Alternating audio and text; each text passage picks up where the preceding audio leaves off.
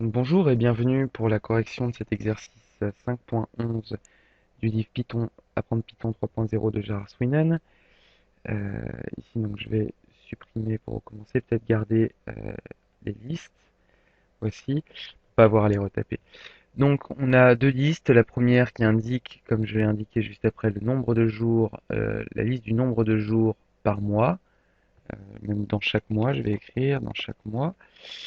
Euh, Ensuite, une deuxième liste qui indique la liste des mois de l'année, voilà, donc de janvier à décembre, et une troisième liste vide, donc que l'on va euh, remplir d'un élément un par un de chacune des deux listes précédentes. Donc pour ce faire, on va créer une petite boucle avec un compteur tout d'abord que on va indiquer à 0, donc A égale 0, et on va créer une boucle, donc tant que A est inférieur au nombre de caractères qu'il y a dans la liste 1, par exemple. Ça marche aussi pour la liste 2, puisqu'il y a le même nombre de caractères, c'est-à-dire 12. Enfin 11, puisqu'en 0 est une position de caractère aussi. Donc tant que A est inférieur au nombre de caractères, on va demander à la liste 3 d'ajouter, alors je fais une faute ici, d'ajouter donc la fonction append, d'ajouter le terme de la liste 2, le terme A donc de la liste 2 qui correspondra à 0, 1, etc. Donc je referme la parenthèse, je vais lui demander d'ajouter juste après un terme, donc append, t3.append, un terme pardon, de la liste 1. Ici encore une fois, il s'agit d'un numéro donc, de A qui correspond au compteur. Et enfin, on va incrémenter le compteur, donc A égale A plus 1. Voici. Et on va passer à la ligne pour écrire donc la fonction d'affichage. Ici, je pourrais rajouter quelques petites notes. Donc, je vais mettre rapidement que ici, c'est une boucle,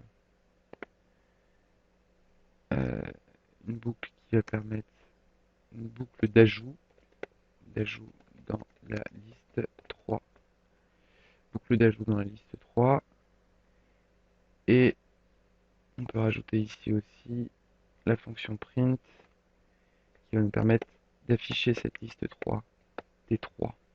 Voici. Donc, on peut noter ici qu'il s'agit d'une fonction print, mais on va tout simplement taper comme un exercice affichage.